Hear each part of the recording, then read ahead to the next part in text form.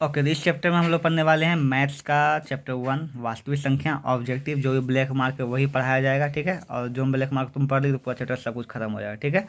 इस चैप्टर का वीडियो जो है, इस चैप्टर के बारे में पूरा वीडियो बना हुआ है। इसको पहले देख कर तभी ये वीडियो देखना, तभी तुमको समझ में आएगा, ठीक है। तो सबसे पहला क्वेश्चन है यहाँ पर कि यहाँ प्रथम 10 विषम संख्याओं का माध्य क्या होगा। तो इसका रिमेम्बर करना 10 होता है, ज़्यादा दिमाग लगाने की जरूरत नहीं है, ठीक है। यहाँ पे आगे बोलता है कि ये परिमेय संख्या है कि अपरिमेय संख्या। हमेशा तुमको पूछेगा परिमेय को अपरिमेय, तो हम जानते हैं जो रूट से बाहर निकल जाए परिमेय, जो नहीं निकले वो अपरिमेय। देखो 64 का निकल जाएगा बाहर 8, 81 का निकल जाएगा 9, 16 निकल जाएगा 4 और 9 का निकल जाएगा 3। तो सब निकल गया बाहर ना, तो ये क्या है, परिमेय संख्या है। क्लियर यहाँ पे। अब आता है यहाँ पे ये क्वेश्चन, यहाँ पे दो परिमेय संख्याओं जो इतना इतना गुणनफल क्या होगा। तो गुना कर देखो, ये क्या है, 6 है। रूट 6 तो बाहर निकलेगा नहीं, रूट 5 बाहर निकलेगा नहीं।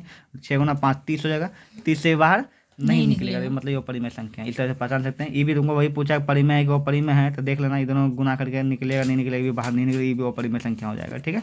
अब आता है यहाँ पे देखो, यदि इतना 156 का जो है ऐसे ऐसे ऐसे करके है, ठीक है। यहाँ पे तो तुमको बताना है कि x + y + z का मान क्या होगा, ठीक है। यहाँ पे तो 156 को तुमको तोड़ना पड़ेगा, क्या करना पड़ेगा, ऐसे करके तोड़ना पड़ेगा, ठीक है। जब तुम तोड़ेगी ना तो तुम आएगा ना 2 गुना 2 गुना 2, फिर 3 गुना 3 गुना 3 कुछ आएगा ना।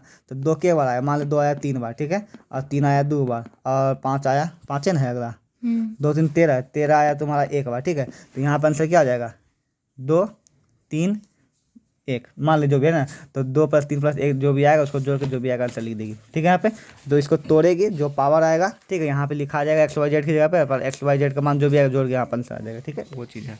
अब इस टाइप का क्वेश्चन देखो, आप 0.3 पावर रैकरिंग है। रैकरिंग का मतलब 3 3 3 3 बार बात आएगा, 4 4 4। इसका क्या मान आएगा, ठीक है। इसको सीखने सिंपल बात समझ लो। मान लो 0 पावर से रैकरिंग है ना, इसका वैल्यू हो जाएगा 3/9। कितना हो जाएगा, 3/9। उसी पर अगर 0 इस तरह से रैकरिंग 2 पर है तो क्या जाएगा, 27/99, ठीक है। उसी प्रकार मान लो 3 अंक पर ऐसे रैकरिंग है तो क्या जाएगा, 269/999। इस तरह से हो जाता है। याद है, ये अगर याद है ये बन जाएगा। तो इसका देखो यहाँ पे 2 है ना, तो क्या हो जाएगा, 3/9 हो जाएगा, क्या हो जाएगा, 4/9 हो जाएगा।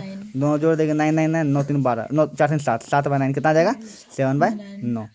अब यहाँ बोलते हैं यदि Q एक धनात्मक पूर्णांक, क्या है, Q एक धनात्मक पूर्णांक है। धनात्मक पूर्णांक है तो धनात्मक पूर्णांक का विषम पूर्णांक क्या है, इनमें से कौन विषम पूर्णांक। विषम के लिए क्या चाहिए बताओ, इस संख्या क्या है, सम है, 2 विषम है, 4 विषम है, 6 विषम है, विषम। विषम के लिए 2 1 चाहिए, ये विषम हो जाएगा, क्या हो जाएगा, विषम।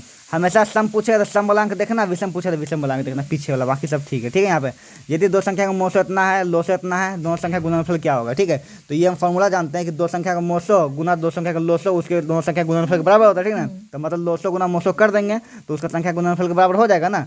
फॉर्मूला था गुणनफल है, दो संख्या गुणनफल मतलब ए बी इक्वल टू होता है LCM × SCF होता है, ठीक है। तो LCM कितना 25 है, गुना 50 है, गुना दोनों कर दे कितना आ जाएगा, 125, इतना 1250 है, 1250 हो जाएगा, ठीक है। यहाँ समझी। एक फॉर्मूला होता है कि दो संख्या गुणनफल जो है उसके लोसो मोसो गुणनफल के बराबर होता है। तुम वो वीडियो देखिए तुमको समझ में आ जाएगा, ठीक है। उस वीडियो में बताया गया, ठीक है। तो दो संख्या गुणनफल हो जाएगा यहाँ बराबर लोसो गुना मोसो, लोसो इतना मोसो इतना, दोनों गुना कर देंगे तो इसका संख्या गुणनफल के बराबर आंसर आ जाएगा। आगे बोलता है दो लगातार विषम संख्या का मोसो क्या होगा। दो लगातार विषम संख्या का मोसो, ठीक है। जब कभी ऐसा कंडीशन है ना, तुम दो लगातार संख्या मान लो 3 और 5, क्या मान लिए, 3 5, 3 और 5 के तुम जब भी मोसो निकालेंगे हमेशा एक आएगा, क्या आएगा, एक। तो दो लगातार विषम संख्या का मोसो हमेशा क्या आएगा, एक आएगा, हमेशा क्या आएगा, एक आएगा, ठीक है। बात याद रखना, खत्म हो गया। आगे बोलता है यहाँ पे यदि भाग एल्गोरिथम में A और BQ + R में B का मान दिया हुआ है, Q का मान दिया हुआ है, R का मान दिया हुआ है, तो क्या ये निकल सकता है, बिल्कुल निकल सकता है। बैठा दो A बराबर, देखो A बराबर BQ + R है ना गाइस, ठीक है।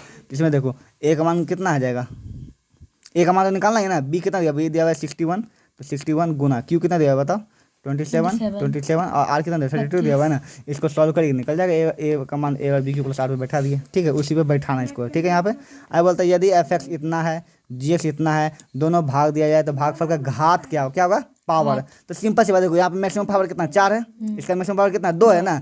4 से 2 से भागा देगी तो हमेशा क्या आएगा, भागम पावर घटता है ना, 4 में से 2 जाएगा, कितना घट जाएगा, कितना जाएगा 2, क्या जाएगा 2।